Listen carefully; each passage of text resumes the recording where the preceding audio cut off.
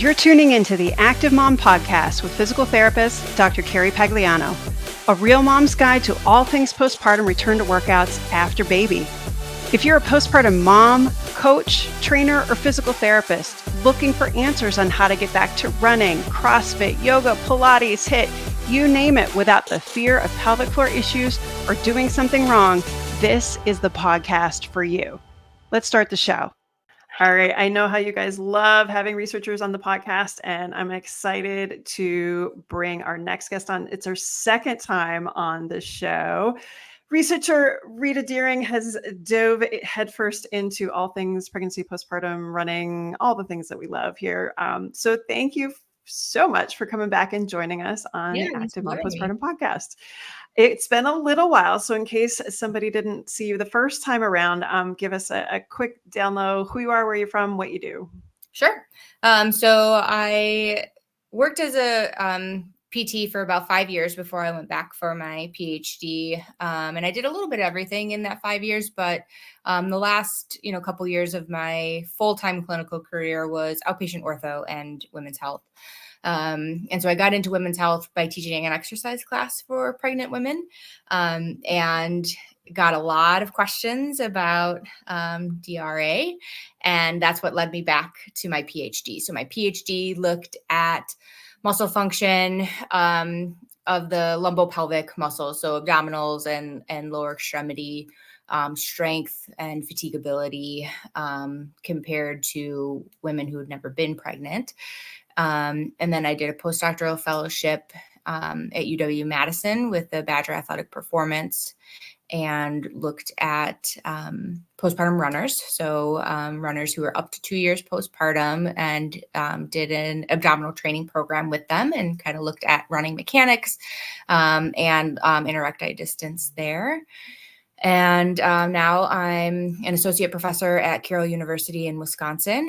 So I'm continuing to study postpartum muscle function, postpartum exercise, still on running and postpartum return to sport in general, and was really honored to be part of this group that put together these two Delphi studies and consensus statements. It was really a powerhouse group, and it was really fun to be part of. And it's great to get those studies out into the world. Yeah, no, I'm a huge fangirl of everybody in that author group. And we had Shefali on to talk about the first part. And I was like, Shefali, just let's do the first part. And when Rita's coming on, she'll handle the second. It's all good. Because there's just so many good little tidbits in there. So why don't we just dive right into that one? And I'll pull up the title here in case anybody's looking. Clinical and Exercise Professional Opinion on Designing a Postpartum Return to Running Training Program, written in the English, like the proper English program, an international Delphi study and consensus statement. All right. Quick explanation, what a Delphi study is and the depth that you guys went to in this Delphi study, because I have since learned that some people don't go as deep as y'all did. So let's start with that piece, because I think that's actually quite relevant. Yeah. So Delphi studies are used when there isn't a lot of research on a given topic. And I think everybody can agree that we don't have a lot of research in the postpartum space in general, but specifically when we're looking at sport or higher level exercise. And so what we did was we designed this Delphi survey for exercise and clinical professionals who are working with postpartum runners. So our criteria was they had to be working with postpartum runners for 5 years, or if they were working with postpartum runners for less than 5 years, it had to make up more than half of their caseload. And it was an international study. We distributed this worldwide to the people who met the inclusion criteria. And a Delphi is a multi-stage study. And so the first phase of the Delphi is we give them open-ended questions. And so we asked them, like, what are the key milestones that you look for when you're working with a postpartum runner? How do you initiate their training? How do you progress their training? What key muscle groups do you focus on when you're designing a strength training program for them? And so we got all of their typed answers back, and there were over 100 respondents to that first round. So it was no small feat. And we're verbal about what we like to do too. Yeah. Yeah. I'm sure those were long. Yeah. Well, and it's interesting too, because everybody interprets the questions a little bit differently too. So maybe Mhm. what we thought we were going to get for a given question, we may have gotten more than that. So it's like, Mm. oh, okay, we didn't even think of that. So that's Yep. a good thing. So then 4 of us, so myself, Shafali, Margie Davenport, and Sinead Dufour, got together and did what's called thematic coding. And so we read through all of those responses, and we pull out what is common among them. And then we use those themes to build the second part of the survey, which is we then give them statements, and then they either agree or disagree on a Likert scale.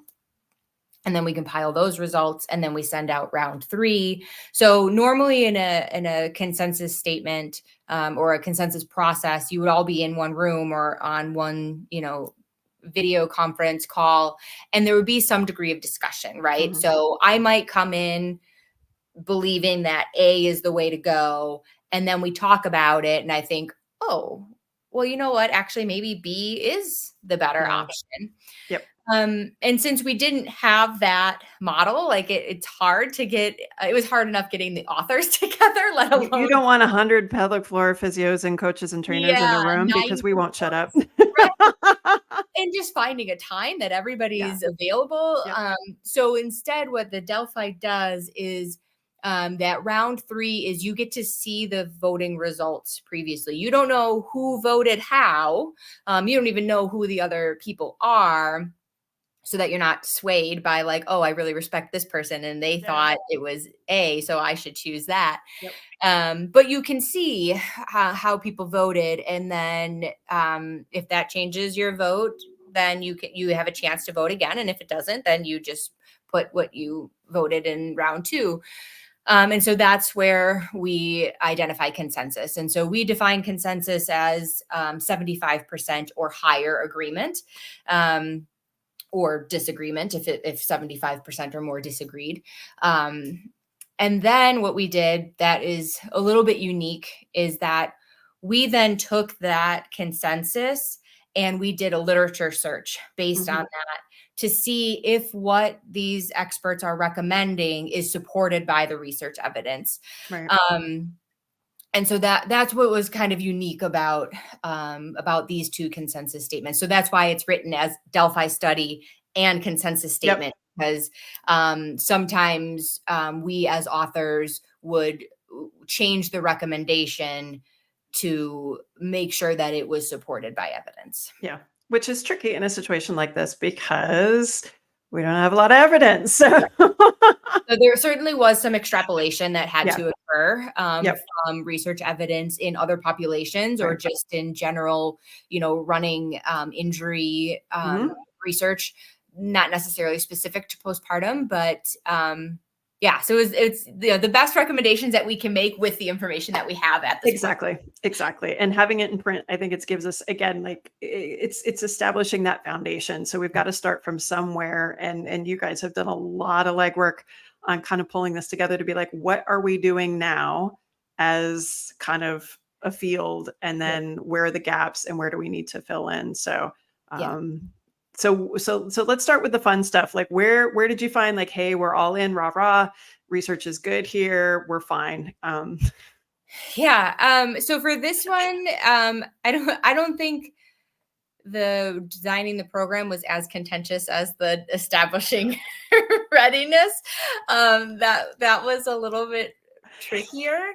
Yes. Um, but basically, they identified some key muscle groups to train. I think there was no real argument in the fact that progression needs to be gradual, right? Yeah. So, and that's really even non postpartum.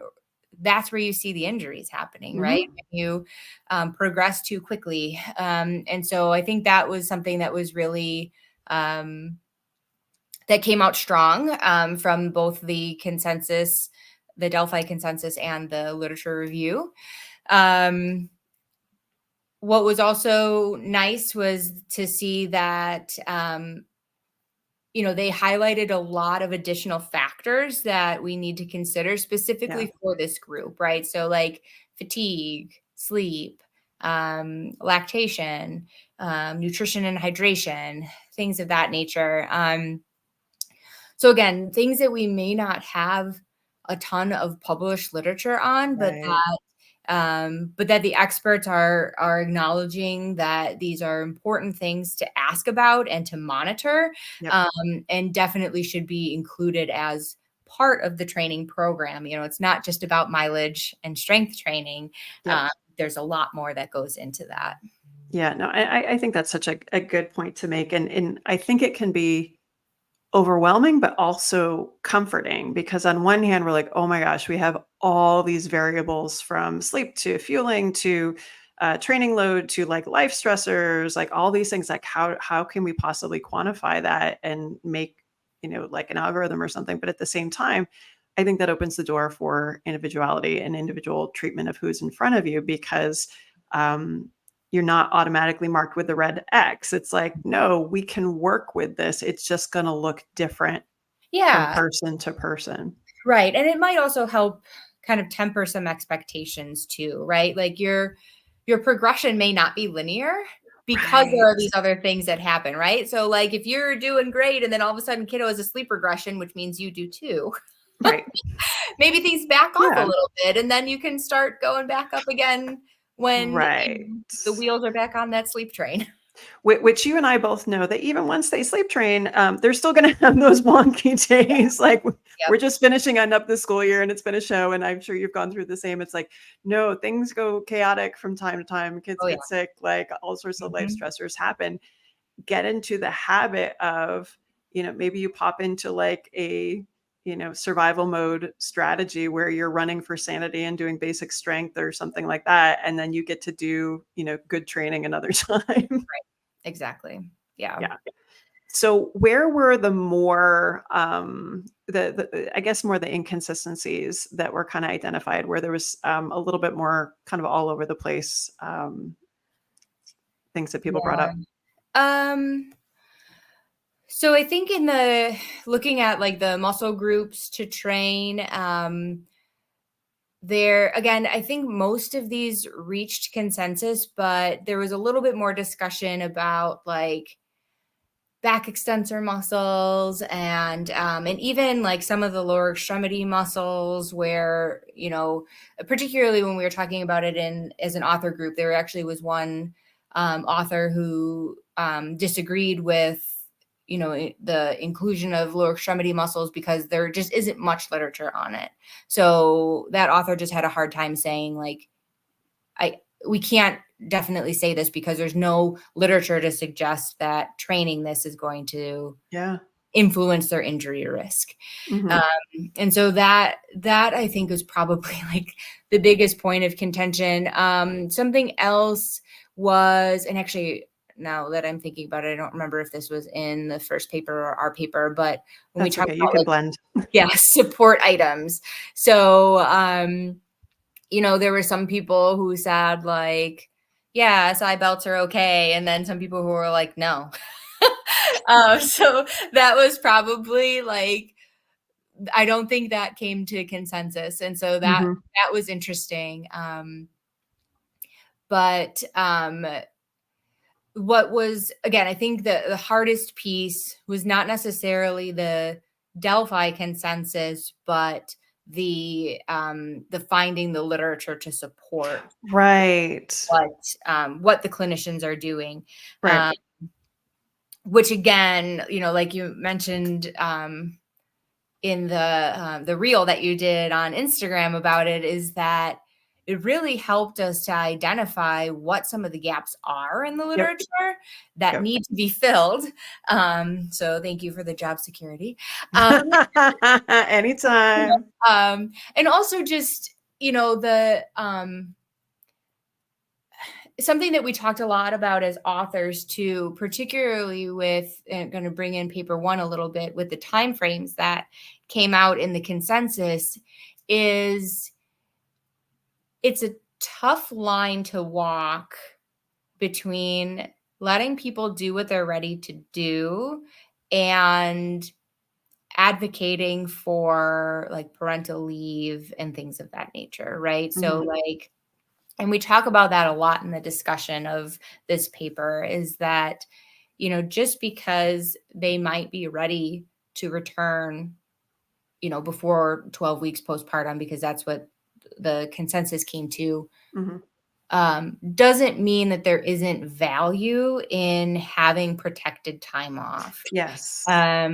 So, it's parental leave isn't just about musculoskeletal recovery, right? There's so much else that goes in that. And again, that I think that was highlighted in this paper of the designing the training program, when they talked about things like the fatigue, the social support, emotional recovery, right? I mean, childbirth is traumatic for some people, and not only do they have to heal physically from that, but they need to heal emotionally and psychologically from that as well.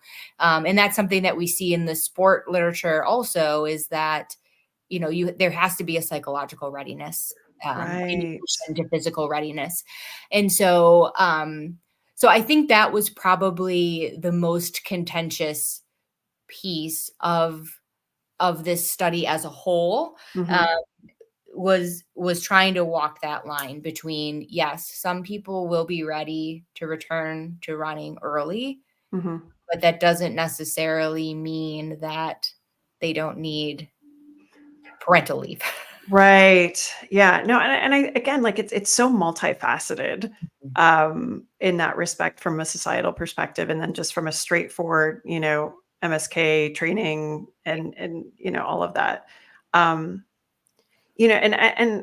when you're doing the literature review, you're saying, we're pulling from these other kind of adjacent areas as much as we can.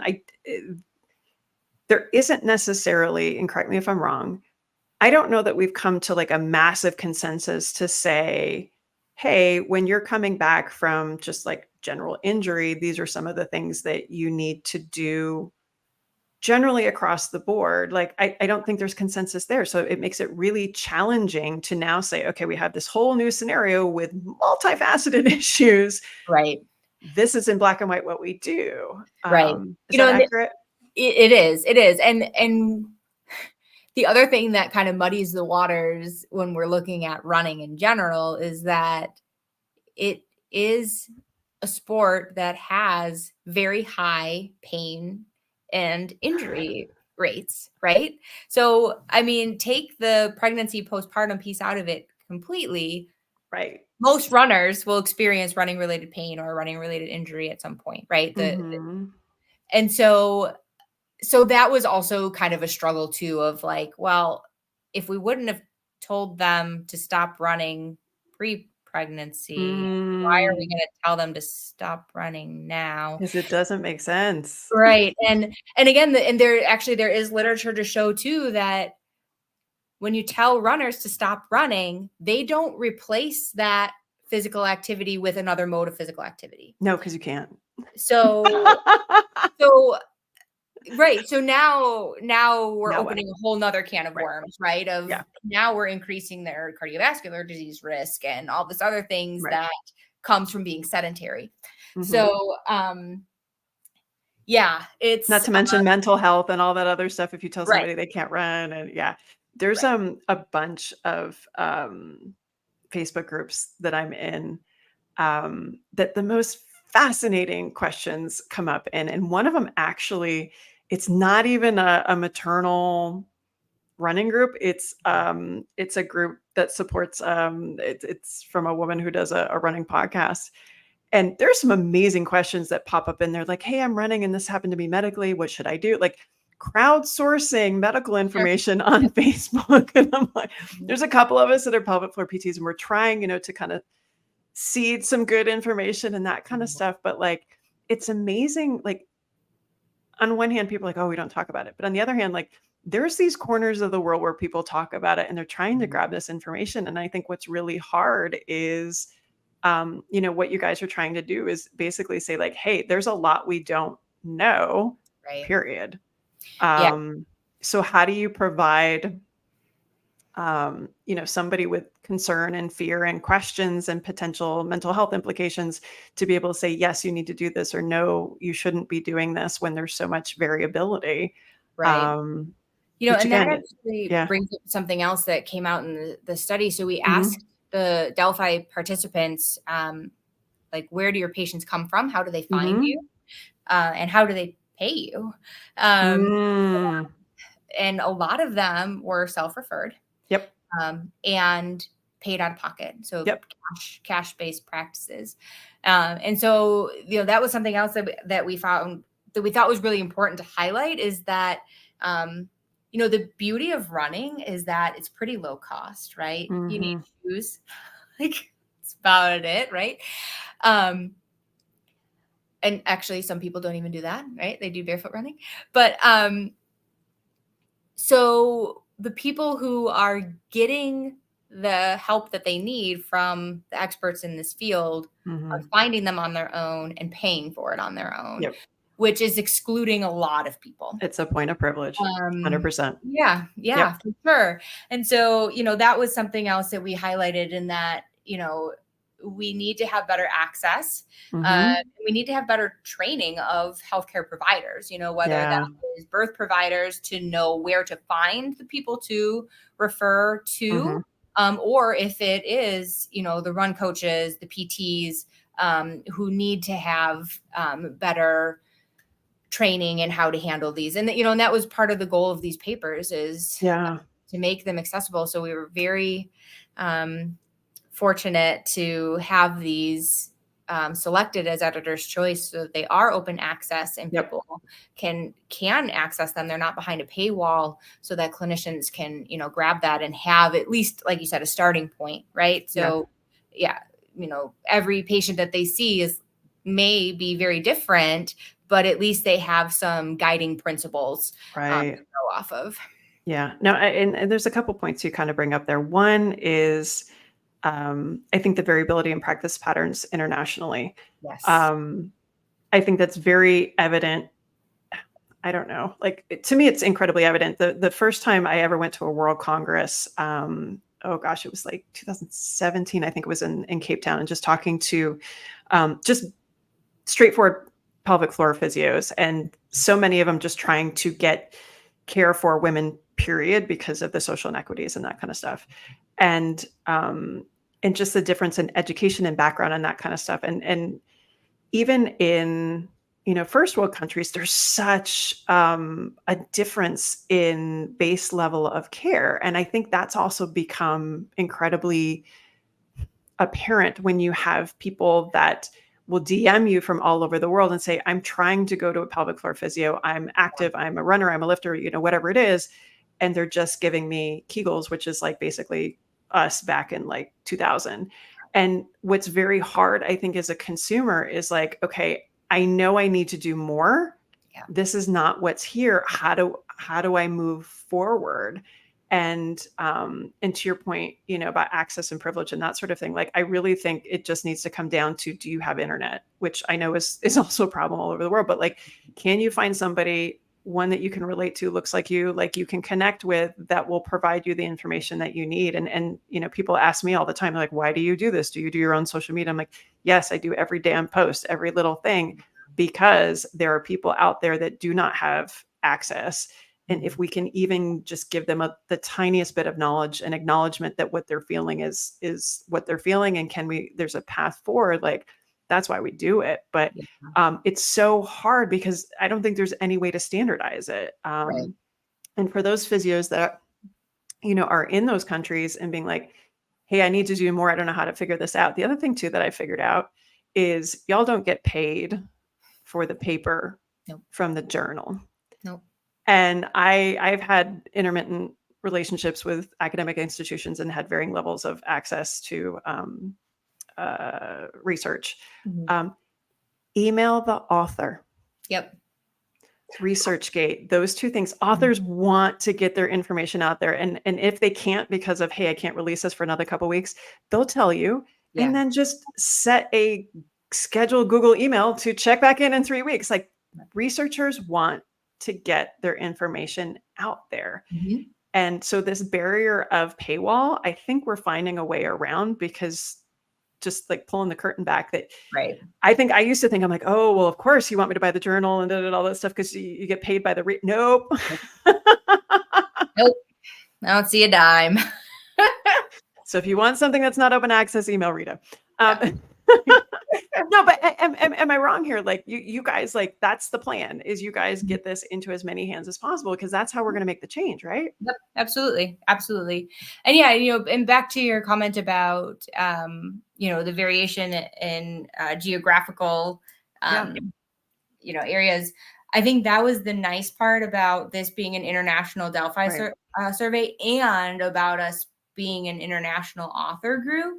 Yes. Because, yeah, there were there were quite a few times where, Shefali and I would get on a call with Grania and Emma, Yep. and just be like, okay, I don't understand what this person is saying. And they would have to explain to us the Right. UK The system. medical model. Yep. And again, then some of the concerns are different then too, because Right. access is very different. And, and so if you know that people don't have the access, then yeah, maybe you're going to encourage them to be a little bit more conservative, because they might not have a public health physio within 150 miles. Right.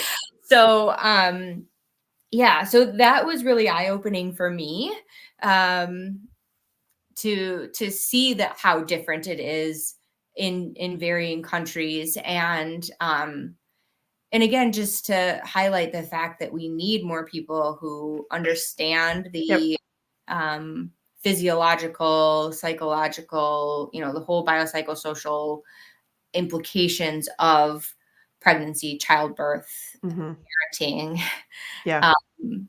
because those all factor into training. Yeah.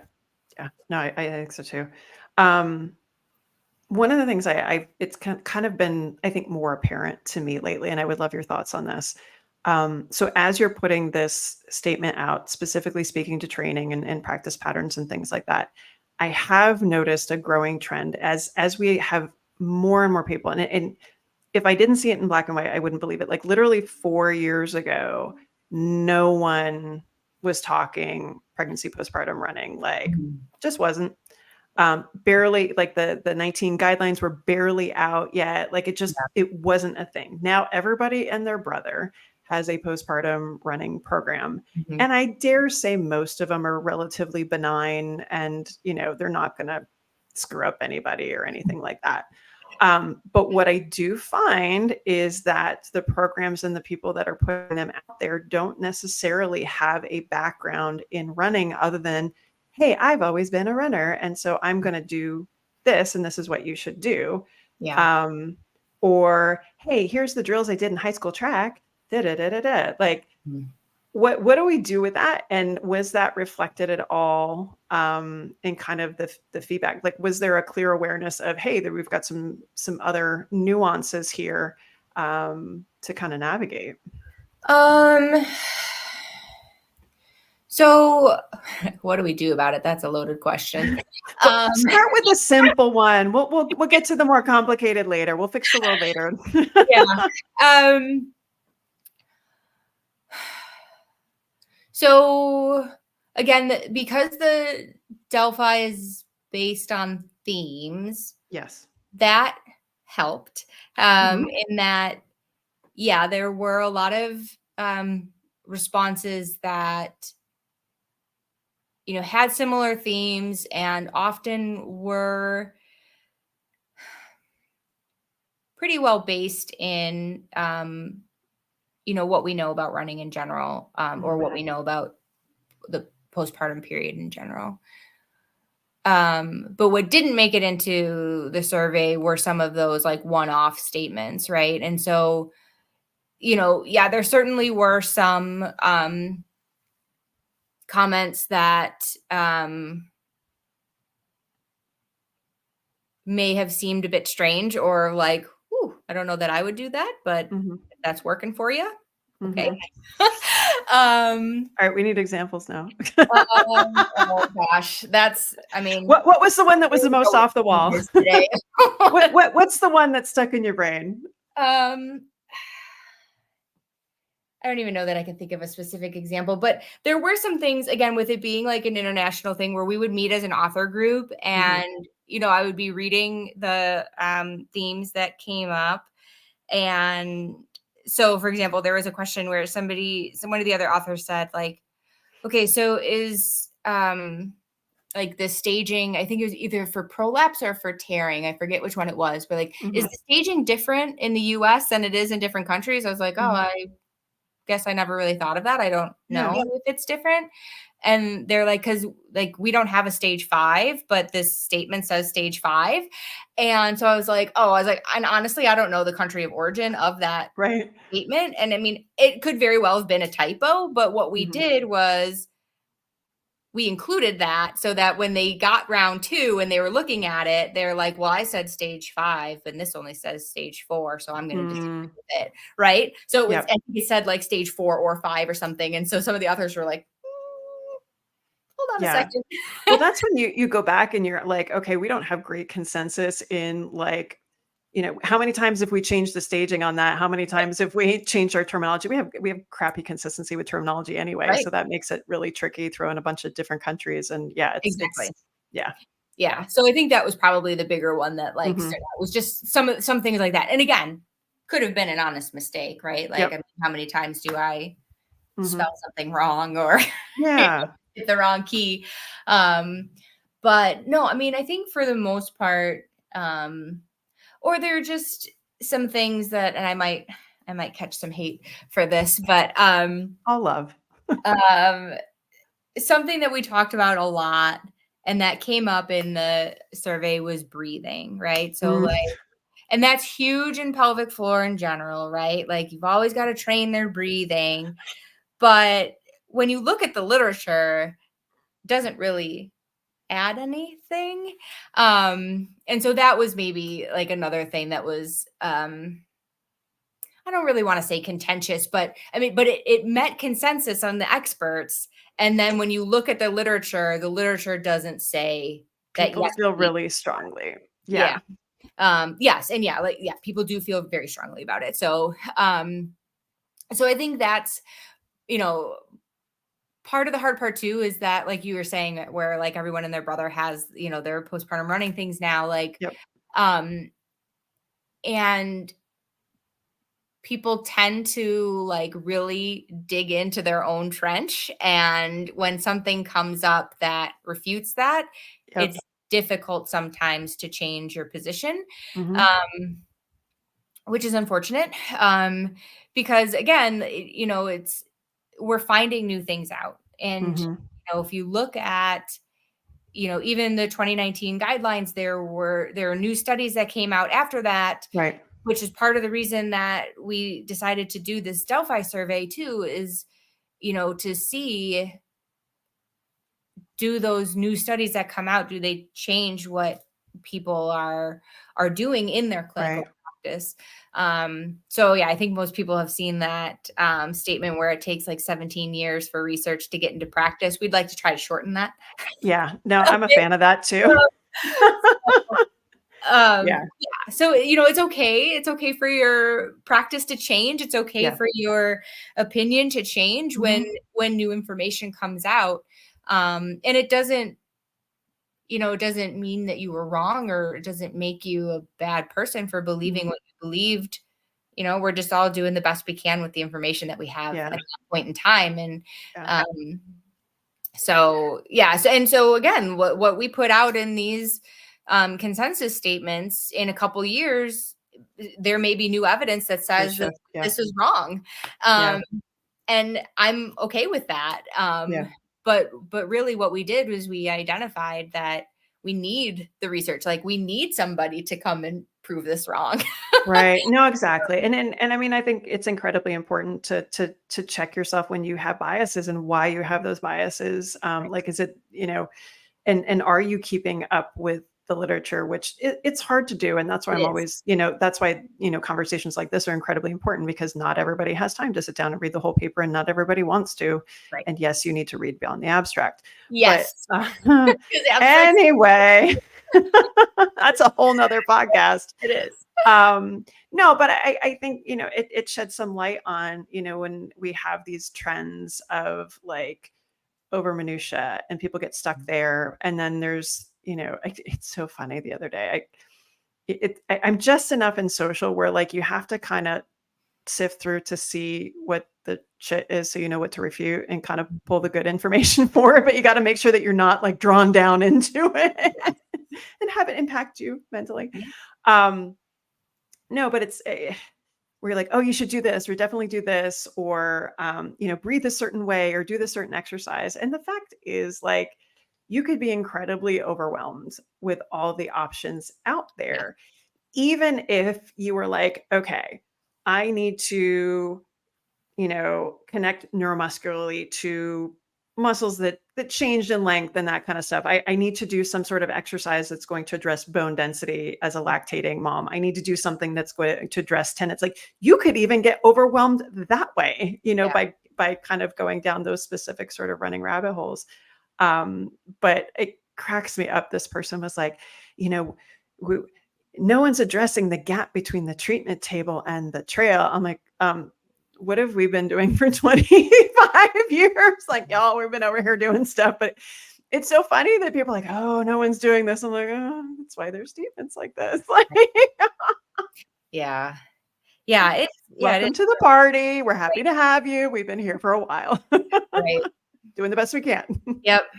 Yeah. Yeah. So, So thank you for having a platform that makes it more Yeah. accessible, because I mean, I try on social media, but it's tough to juggle all the things. It's a and again, to my point, like it's one of those things that like you got to dip in just enough to know where the stuff is, but not get sucked down with it, and kind Yeah. of, and again, keep looking where their gaps are, because Mhm. that gap between the treatment table and the trail, that was my lived experience. Yeah. That was very much the impetus for me being like, oh no, because there were no other options, and I was going to run, and just doing it and being in pain and not having Right. other alternatives was not good enough. And I think those stories need to be punted forward to be like, hey, that's how we are here. That's how there was, 19 guidelines. That's why you have research agendas and stuff that you're working on. Like, it's Yeah. been very much, a lot of people have been putting work on this. Now that it's the cool kids, like, now let's take that notoriety and let's push it towards, making these research questions and being a participant in some of Yeah. these, studies and things like that. Right. So kind of looking at training, Yeah. my gut initially was like, okay, when I read this, am I going to come out being like, hey, I should be, addressing this type of exercise, or making sure that I check this box? Like, what were the things that kind of like, if somebody doesn't have time to read this paper and they're like, hey, I want to know baseline recommendations if I'm going to work training wise with somebody, what Yep. would be some of those kind of points that you would want to bring forward? Yeah. So the main thing is that, so we talked to you about how there's going to be some recovery period, right, after Mhm. childbirth. And that looks different for everybody too. And so your starting point is really going to depend on, what their training history was and what that recovery period looked like. So how Totally. much deconditioning happened Yep. during that recovery period. And so you're going to start them, relatively low level for them, and then progress gradually. And the thing too that is important is, the other paper looks at run readiness and that screening, right? And determining when they're ready to start running. And what this paper kind of tries to highlight is that it's not just that one-time screen, right? It's not Right. just I did the screening to say that they can start running, I'm out. We need to be continuously monitoring as Yep. training progresses. And so that was really important too. And I think the other key thing that this highlighted is that, so I think when we think about training programs, a lot of times like the kind of default or like cliche way of thinking of it is that it is only a progression, right? Right. You're going from stage 1 to stage 2 to stage 3, right? Until you get to whatever your goal is, and then you have a maintenance phase. And that's not necessarily the case Mhm. when we're looking postpartum, is that there may be times where you need to regress that training Yep. program. I thought that the respondents did a really nice job of highlighting that. And we did have some research to support that as well.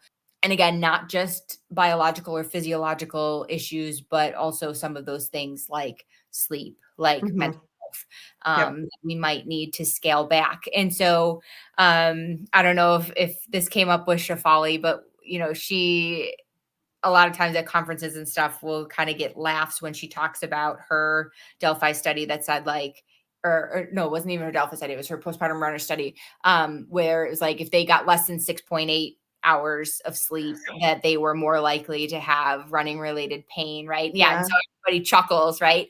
And so that's what she always says too, is it doesn't mean that if you got less than 6.8 hours of sleep that you can't run. It's just if Right. your training program said you're supposed to go out and do sprints, or you're supposed to do your long run that Mhm. day, that you just change it. Right. So Right. it's like, I had really poor sleep last night. I want to do something, but I don't have enough in the tank for that long run or for Yep. sprints. Yeah. You regress it that day, and you Mhm. come back to Yep. that when you're ready. So I thought that was one of the key takeaways from this, and that the respondents did a really nice job of highlighting. Mhm. And then also just looking at the fact that some things might be a little bit more complicated in this Mhm.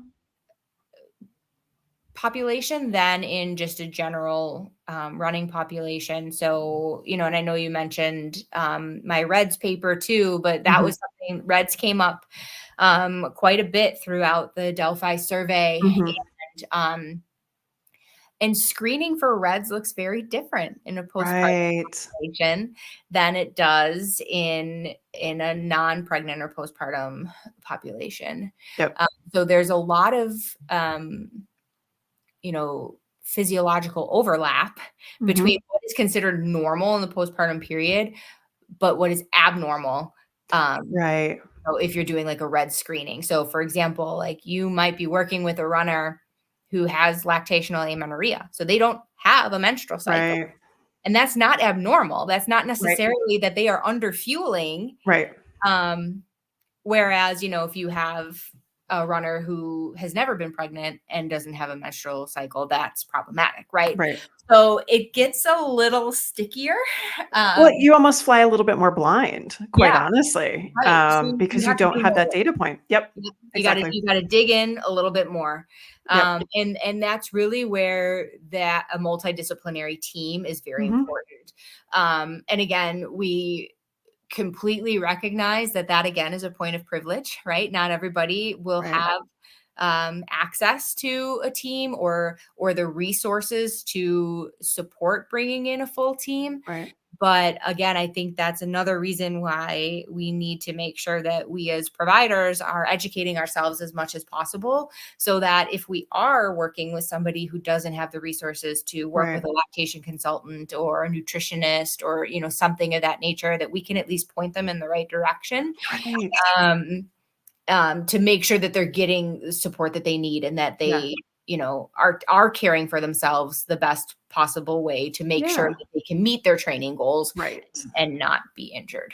Well, even just simple acknowledgement Mhm. that overtraining, underfueling to lose the baby weight may not be a good choice because you might be putting yourself at risk for these other things, including bow stress injuries. Like the average bear does not know that. Right. And I think it's finally getting out. But again, like I'm sure you're similar to me. Like I didn't start fueling before runs until my 40s because we just didn't, like it wasn't, the thing that it is now. Like, Yeah. and I think, we're taught, okay, we're lactating, drink more. Yep. But does anyone, and when we're pregnant, you're like, oh, you're eating for two. I'm like, well, okay. But like, can we change those societal messages to be like, okay, actually, this is the, and I think I heard something the other day that they've finally now calculated the metabolic cost of pregnancy, and it's like, okay, well, what's that of lactating? What's that of a Right. lactating athlete? Like, keep Yeah. going, keep going. Absolutely. But even just the idea of I should not try to overtrain to lose weight. I should not try and cut my calories, Right. even though society has told me that since, the time that I could watch television, that Right. that's the right thing to do. I had a mom ask me the other day, she's like, "Hey, what do you think of intermittent fasting?" She's like, "Obviously, I'm not going to do it while I'm still breastfeeding." But I'm like, we're still fighting all that Yeah. information in perimenopause, menopause, all that kind of stuff. Like, and Yeah. it's sensitive. There's a lot of issues that get wrapped up in it, and misinformation and all that crap. But Right. even just to start with the messaging of now's not the time. Yeah. Let's have a discussion later. Make sure you eat, make sure you drink, make sure you sleep, make sure you don't train too much, even if it's your job. Right. Yeah. And the other thing that I've noticed too is that we're really quick to like pinpoint that one thing is the problem, right? It's Like, never one thing. no, right? Like, oh, you're having pain when you're running because you have DRA, or you have a stress fracture because you're running. And well, one, we need to step back and realize that running related pain, running related injury is multifactorial. Very much so. It's never going to be one thing that causes Nope. a problem unless it's an actual, like a specific mechanism of injury. Like Right. I fell off this curb, right? Yes. It has to be trauma related for it to Right. be one thing. And even Right. then, okay. Yeah. But yeah, like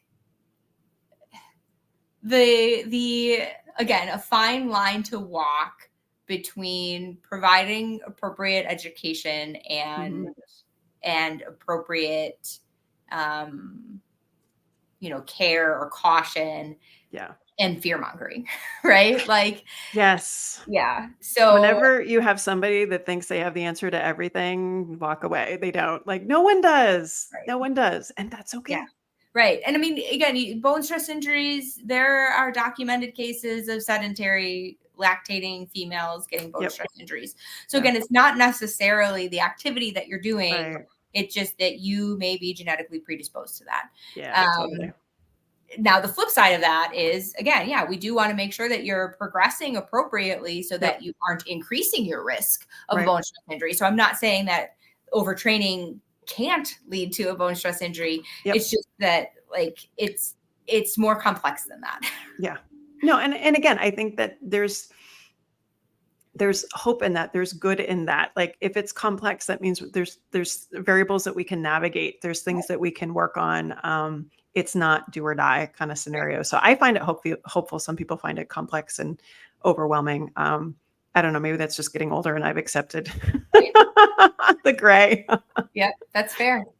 All right. I have some questions from Yeah. the internet. All The right. first one is a really nice one. It says, "Tell us about your love for Shefali." Is that from Chipotle? It's totally from Shefali. Yeah. It's like, I will ask her that. She's fantastic. I do love her. Yeah, she's very driven, and I'm glad that we were connected professionally and we've Yeah. become friends. And yeah, it's great. Yeah. She's No, I forget. It was, I don't even know when. I think it was a number of years ago. I have a friend at the Cleveland Clinic, and I was like, who's hanging around in sports and doing kind of running pregnancy and stuff. And she's like, "Oh, you got to meet Shefali." And so he kind of pointed me in her direction. And yes, no, fangirl ever since. So yeah, she's amazing. yeah, no, 100%, 100%. All right. Next, not that the last question wasn't legitimate, but this one is legitimate. All right. This one, do you think running early postpartum increases the risk of prolapse? Yeah, so we don't have that literature yet. And it also kind of depends on how we're defining prolapse. Mm, So there was a study by Ingrid Nygaard that looked at early activity. So, like within the first 2 weeks postpartum. And some of them were doing some high impact activities like running. And what they found was that it was kind of like an inverted U, where when you looked at support, the individuals who were in kind of like the middle quartiles of doing some higher intensity activity or just doing a lot of physical activity, when they looked at objective support, they had worse support, right? So like measurable prolapse, right? But when you looked at symptom burden, theirs was actually lower. Right. So even though their, objective measure of prolapse was worse, the symptoms that they felt, like that heaviness, pressure, dragging, or feeling like something is actually coming out of the vaginal opening, was less in that group. So there's certainly more work to be done in that space, so that we can have, better answers to questions like that. But my opinion and what was kind of reflected in the paper is that the symptoms are probably more important than the objective measure. Because you can have symptomatic or asymptomatic prolapse at any stage of prolapse. Right. And even what ACOG says is that, you should seek treatment if it's symptomatic. Right. And I think that clarification is incredibly important, because that wasn't always the case. Like it was, this anatomical sort of thing. And back to kind of your reference there, like if you feel like you have prolapse symptoms 2 weeks postpartum, I can guarantee you're not going to go out and run. Like I can 99.44% guarantee you are not going to do that. And I think Lori Forner had a similar paper kind of looking at lifters with prolapse. The ones that lifted heavier actually had less reported symptoms or something along those lines. So it's similar. I feel like we have still so much that we don't understand about prolapse etiology. Why are those people that, don't necessarily have anatomical prolapse, but they definitely feel it? What is going on there? I was talking to Linda McLean about that a couple of weeks ago. And I was like, I know we try and pinpoint on maybe overactivity and make a parallel with, pelvic pain, but like, I don't really think that's it. What is it? And she's like, we need to work on tools. We need to measure. I was like, okay. In the meantime, we'll keep doing what we're doing because it's working. Right. And something else that came out with the survey is that, they really said that that how you return is really more important than when you return. Right. And there have been multiple studies, from multiple groups. Shafali has a paper out. Grania and Izzy have a paper out where, and actually there is a paper, I'm totally blanking on the last name right now. Derek, I think it is.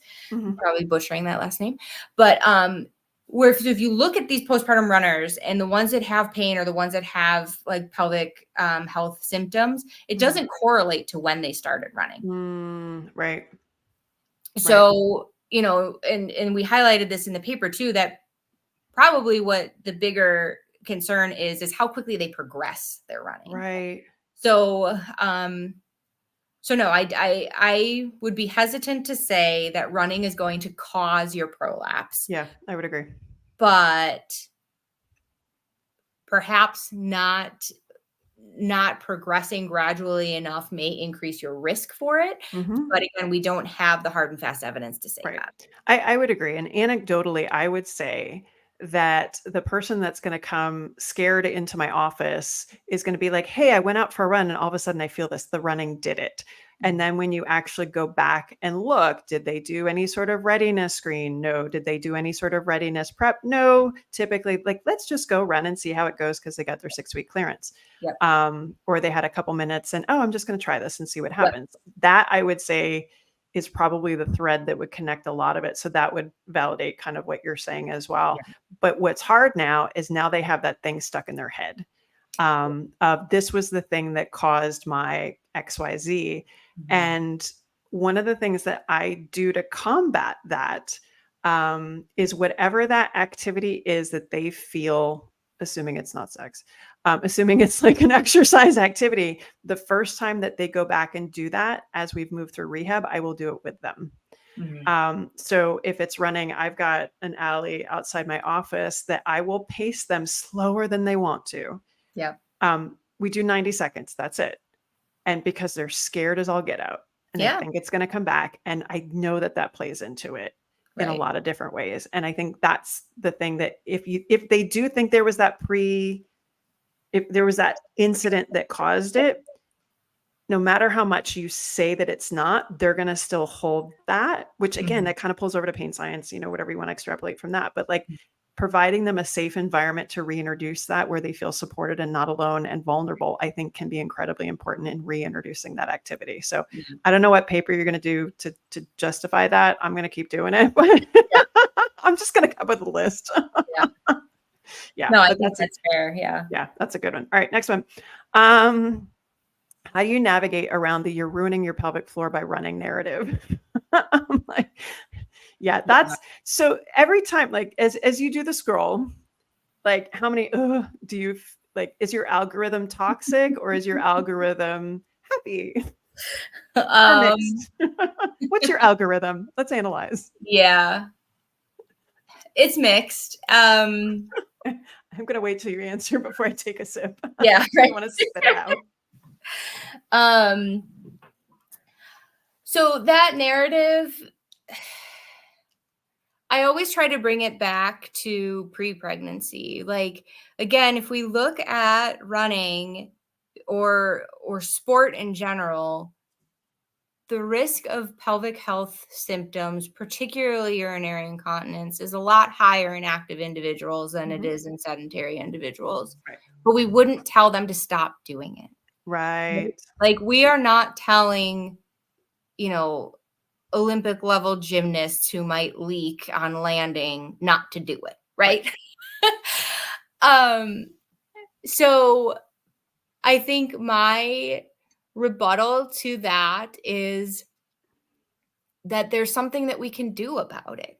Right. So we can certainly work on pelvic floor strength, endurance, or if you need relaxation, whatever, we can work on that and we can do it in tandem with run training. It's not like, we've covered this a couple of times already, that it's not running in and of itself. Right. That is the issue. And again, you have to do a risk benefit analysis, right? And that's different for every single person. So again, if they are like, I am going to go absolutely bananas if I don't get out and run. Okay, well then let's find a way to get you out and running without symptoms that bother you, right? Because they might also say, I don't care if I leak. Like I can come home with my shorts completely drenched. I don't care. Okay, then run. But we should probably still do something about the fact that you're leaking. Right. But again, it's not a death sentence by any means. Yeah. You're not going to have to live your life, and depends. We can work on that. So I think that's probably my biggest rebuttal to that narrative is, I think it also looks, again, it people's assumptions and biases and if people, there was a post that I put up this week, like your birth wrecked your vagina. And I say that specifically as a Mythbuster Monday, because again, like sometimes people come out with that thought and that idea and, there's validity to your experience and all that stuff, but how can your experience impact your symptoms and your presentation and your approach to exercise and that kind of stuff. And the assumptions that we have, and again, now that we're just starting to get an understanding of like, what does the pelvic floor kind of morphology look like in runners, normal and symptomatic? What does a hiatus do or an opening in normal and symptomatic? Like, I think there's a lot of assumptions that we're making why people have problems that like, no, actually the pelvic floor goes through a lot of changes and things. And people that I'm sure people listening, like you've had this happen before, like you do an exam on somebody and you're like, whoa, they should be having way more symptoms than they are. And they're doing fine. I had a DM back and forth on a Facebook group where the person was very focused on, I can't get this I can't get this patient to do a cognitive voluntary pelvic floor contraction. Mhm. I've tried all the things. I've tried all the cues. What do I do? Help. And I was like, does it matter? Yeah. I've had so many people like, oh, can't get it. And if you go down that rabbit hole, it drives them crazy. They feel Oh, yeah. guilty. They're like, I'm ruined, whatever. I'm like, or just skip to the next part. Like, why are we assuming that we have to have that? So I think, again, that makes us go back and have to double check. Why do we think that way? And is that really true? And again, we don't have a ton of evidence, but read the stuff that's coming out and question yourself and be like, same thing with prolapse, like how we were taught about prolapse, even 10, 15 years ago, completely different than how we understand it now. Yeah. And I think the other thing to consider too is that right now we are looking at the effects of running, of exercise, of the postpartum experience without standard PT intervention, right? So like, I did a webinar with World Athletics a couple years ago, and Paula Radcliffe was one of the speakers, and she lives in Monaco, where they get standard care, standard pelvic health training afterwards. And she was like, yeah, it was great. I made a little bee fly, and she didn't have pelvic floor issues. So I think that's the other piece that we have to look at is, would it look different if we addressed it from the get-go? Yeah. No, I think there's a lot of questions that like if you have no knowledge versus some knowledge, if you had trauma involved, like so many different things, if you had somebody to talk to, like where does that put us? And that's the beautiful complexity, which must drive you nuts as a researcher, to control all the variables or ignore some of them. Yeah, for sure. But it's what makes this job fun. I will not lie. All right. I've got one last question here.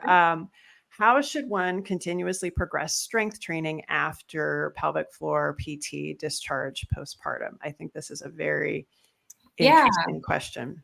Yeah. So, while you're treating them, or if you're the patient in this question, while you're in PT, you should be learning what those signposts are for progression or regression, right? So, is this exacerbating your symptoms, or is it causing symptoms? Because again, sometimes you may have had leakage pre-pregnancy that you're okay with, right? So that's why I say exacerbating or causing, because you may not be symptom-free. But knowing what signposts to look for to say like, oh, maybe this was a little too much of a progression and I need to back it off a little bit.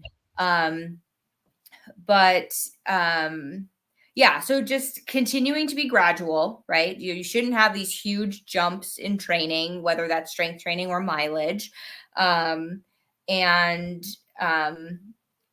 making sure that it is, that you're using that principle of specificity, right? So you should have some plyometrics within your strength training program. Yeah. And, and I don't know, like you might get to a point where you don't need to continue to progressively increase load, right? Like you might get to a point where you're fine with the weights that you're at, but maybe varying positions or varying movement may be appropriate. But as the treating clinician, you need to make sure that you're educating your patient on what to look for, when they need to contact you to maybe check in to see if things are problematic or if they're doing okay, and how to appropriately progress. And if you're the patient, you need to be asking those types of questions of how do I know when it's time, right? Usually I tell them, like, if it gets to a point where it's easy, then you can progress it. And, and what symptoms you need to watch for, to know, because again, there's going to be some soreness when you progress strength training, right? So they need to know what soreness is okay and what soreness is, maybe a little too much. Yeah. No, I get stupid specific. So I had a client the other day where we kind of look ahead and like everything's going great to start. She's gotten through her run walk progression. We're doing well. And I'm like, okay, tell me what an ideal week assuming no one throws a grenade into your plans, what would an ideal week look like for you as far as how much you want to work out? What does that delivery mode look like? Are you a, Peloton app girl? Do you want to go to, boot camp? Do you want to go to Orange Theory? Are you going to CrossFit? Like, what do you want that to look like in frequency and dosage? And then I cross-reference that with where they might have any particular deficits or needs to address, kind of from my perspective. And then also the piece that has to go in has to be something that they enjoy doing. I'm like, don't tell me you're going to go do this because you think you have to. I want you to go because you like going to class and you see your friends there, and that fills you up, because that's what's going to build that consistency. So we really just look ahead and say, all right, well, what do we want this to be? And for this one person, she's like, you know what, I want, she wants to try out this women's only gym close by. They do some resistance training. I'm familiar with the program. I'm like, great, let's start with once a week on that as you kind of build back up. And she wants to do Peloton app. I'm like, okay, do the postpartum program. It's super basic right off the bat, but like, you're going to want to kick up pretty soon, but make sure that we do something that has like resistance in it or impact or that kind of stuff. And then I let them out into the wild, and then we bring them back. And say, bring with you a list of what went well, what didn't go well. Obviously you can email me in the meantime, but like, I need to know where those deficits are, because sometimes I won't know until you get there. And same thing with running. We choose, okay, once you hit that 30-minute mark, do you want to go longer or do you want to go faster? Because those are completely different variables. You might be doing great on the long, slow run, but you start to add any sort of threshold or interval training in, and all of a sudden we're back to square one, and you feel like you're back to, symptoms again. So we plan that stuff ahead. And I think if you are not well versed when running informed, and I've been using that phrase a lot lately, because running informed does not mean I ran in high school. Okay. I'm sorry. It doesn't. If you are not running informed, you're not going to think to ask those questions. Right. And if you don't know those things and you don't want to know about those things, that's fine. Right. Collaborate with somebody who does, whether it's a pelvic floor PT or a running coach trainer that you're going to work with to problem solve these things through. But I think we do our patients a disservice by being like, okay, go do whatever. Make sure you do some squats and plyometrics and that kind of stuff. I'll see you. Get the less brain cells moms have to use that stuff out, the better. I'm so much better if somebody's just like, do this, do these things, come back and tell me what worked and what didn't. And then I don't have to think about it. Yep. Absolutely. That's my jam. I don't know. What do you think? Yeah, no, I think that's incredibly fair. Yeah. And because sometimes too, in the clinic, we're limited with what we can do. Right. So yeah, what they're doing in real life is different than. Let's go get my daughter. You're fine. We're all good. I built a buffer in. Cool. Yeah. It's early release day. I think that's fair. Yeah. But again, I think would I have done that 3 years ago, 5 years ago? No.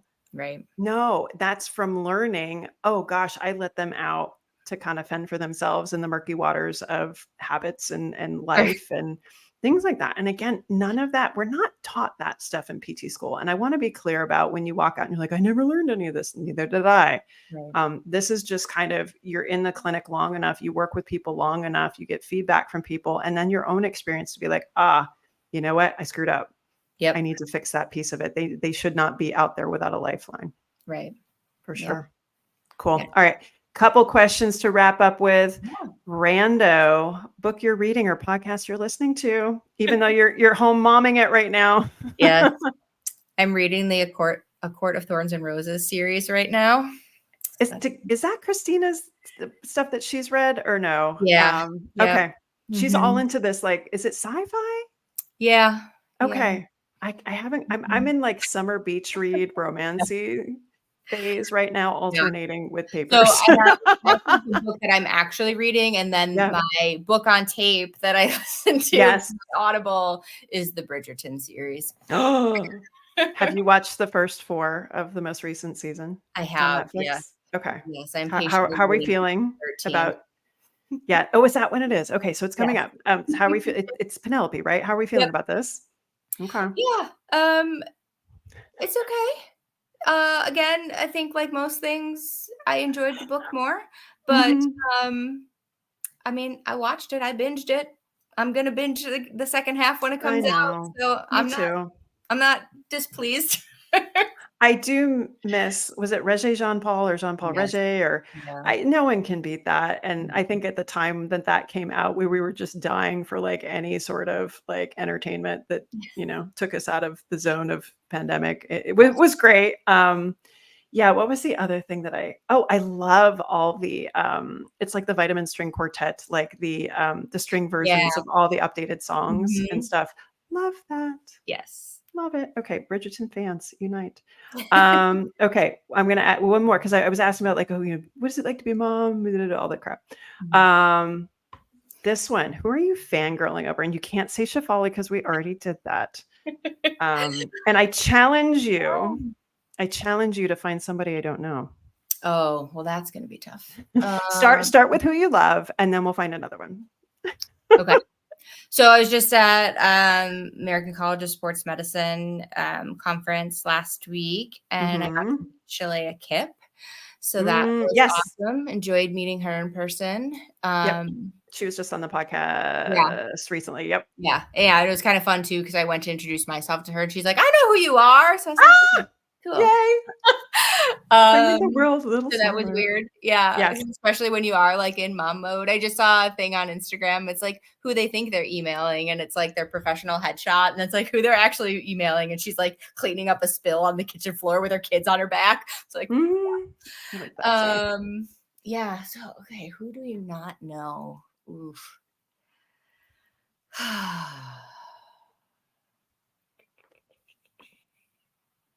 Did I So stump you? yeah. Well, and I will say like I'm gonna feel bad about this, but I don't remember names. But That's I okay. I can Google stock. quite a few PhD students while I was Mm. at ATSM last week, Yep. who were presenting their posters and who are doing some really cool stuff in the postpartum space. There was a student whose poster was right next to me. She is in Linda May's lab at East Mm. Carolina Mhm. University, looking at like different modes of postpartum exercise or no, maybe this was during pregnancy, different modes of exercise during pregnancy Mhm. and the influence on the infant's neuromotor skills at 1 month. Mm. Really cool. Cool. Um, yeah. So keep an eye on Linda May's lab. There's some cool Okay. stuff coming out there.